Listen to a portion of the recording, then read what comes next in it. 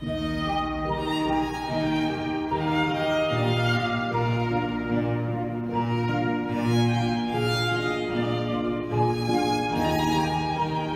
es tu nombre y cuál es el nombre de tu hija? ¿Y qué pasó ese día del 2 de julio del 2017?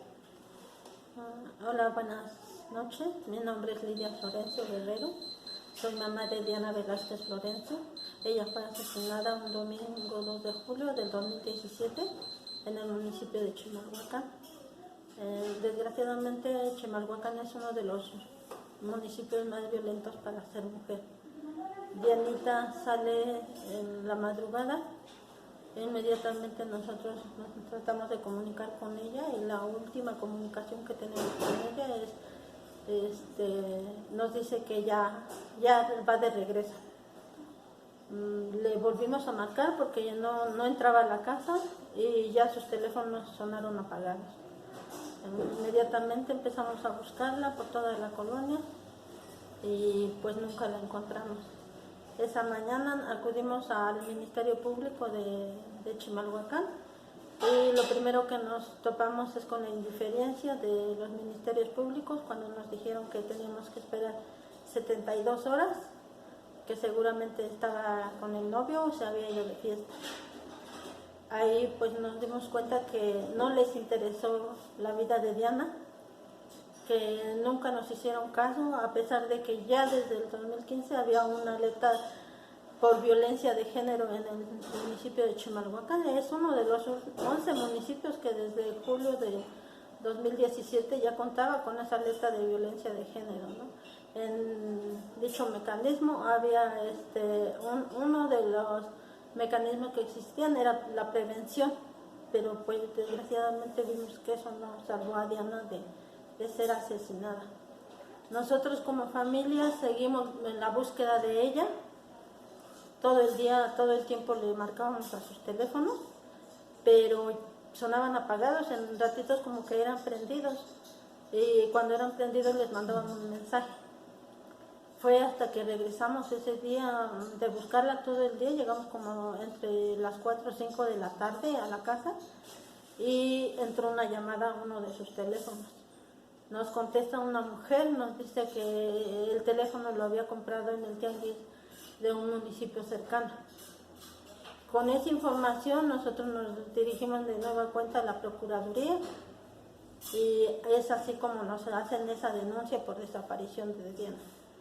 Pero pues nada nos garantizó que la iban a buscar, porque vimos esa indiferencia, la inacción de las autoridades,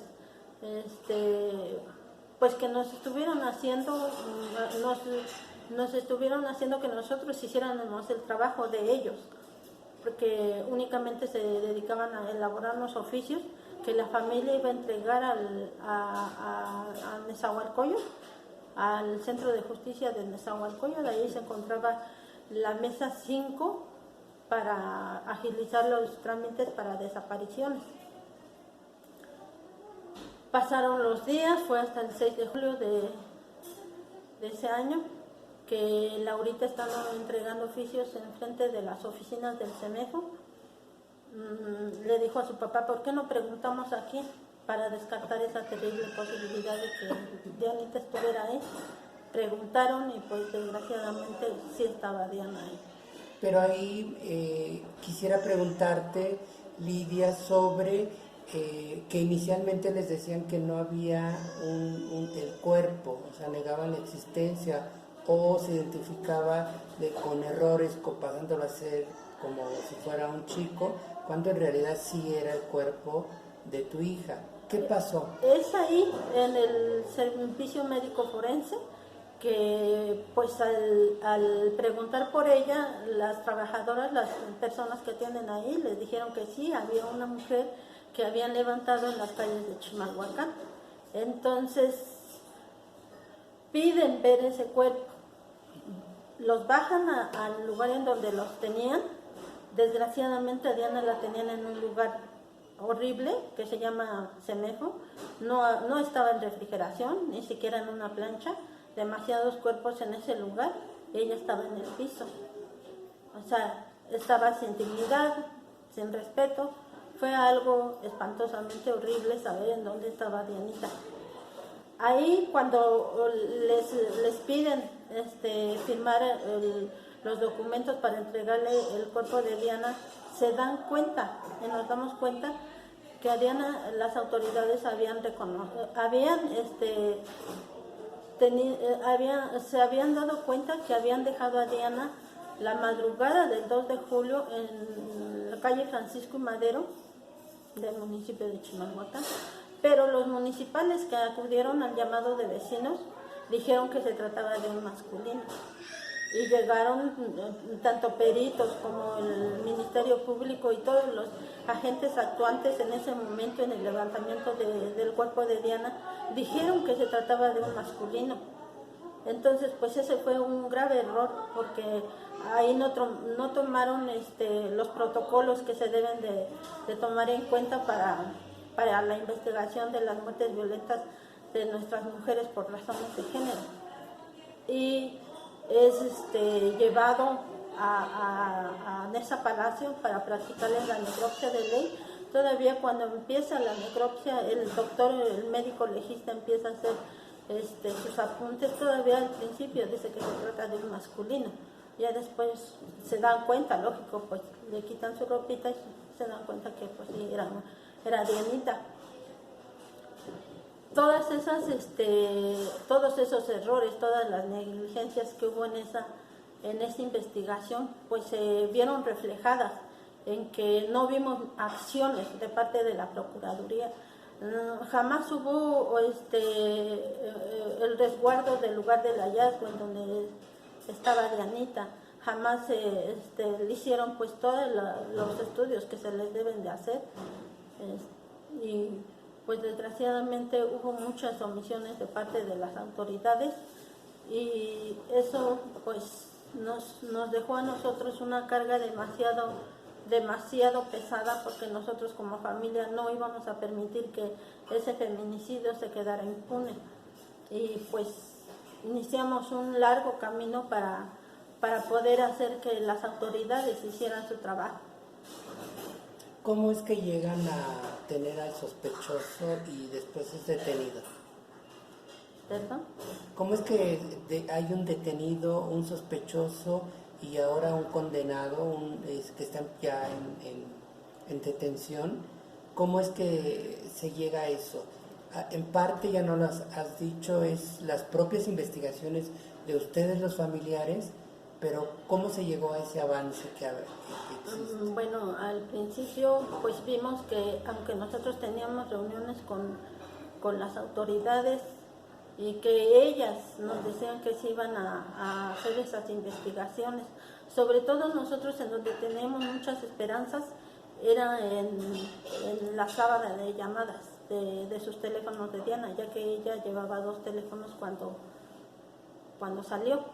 Entonces nosotros siempre, nuestra insistencia y nuestra lucha fue eso, ¿no? Pedirle a las autoridades que se rastrearan esos teléfonos para saber en dónde había salido la llamada, sobre todo la llamada que nos contestó la mujer, la última llamada que me contestó Diana, y fueron años de estar insistiendo para que se pudieran obtener esa sábana de llamadas. Yo siento que esa fue la principal línea de investigación. Fue a base de mucha insistencia, a base de mucho caminar, a base de mucha presión, porque nosotros pues siempre estuvimos ahí insistiéndole a la fiscalía que queríamos sobre todo eso, ¿no? La sábana de llamadas. Y pues lógico, también una línea de investigación de campo, cosa que nosotros vimos definitivamente que no se hizo como pues de gente especializada que tuviera conocimiento en perspectiva de género. No vimos que hubiera esa investigación de campo, pero aún así nosotros estuvimos ahí insistiendo. También la fiscalía dio un boletín de recompensa por 300,000 pesos. Se hizo la petición desde el 2018, tardó un año para que la Fiscalía nos entregara ese boletín. Cuando lo tuvimos, pues siguió el trabajo de la familia en poderlo distribuir en diferentes municipios, en diferentes colonias. Cuando llegó la pandemia, pues sentimos más desaliento de ver que las investigaciones no avanzaban, y ya sobre todo que Dianita estaba cumpliendo 3 años de haber sido asesinada. Nosotros nos organizamos con diferentes colectivas, con activistas y con otras familias víctimas de toda la violencia que existe. Iniciamos un plantón afuera del Palacio Nacional el 6 de julio del 2020. Y ahí, cuando habíamos empezado el miércoles, se comunicó con nosotros la Fiscalía y nos dijo que había buenas noticias para el caso de Diana, pero no nos dio más avances. Ese mismo 27